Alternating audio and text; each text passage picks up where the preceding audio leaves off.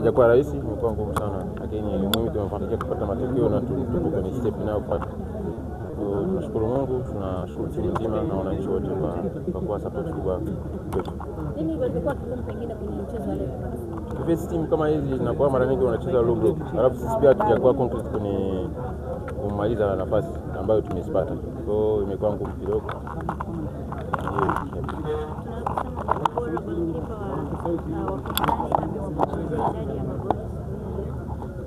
Imekuwa vizuri, hajakuwa mbaya sana.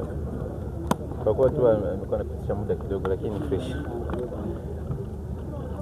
Neno lako sasa kwa wananchi ni kile ambacho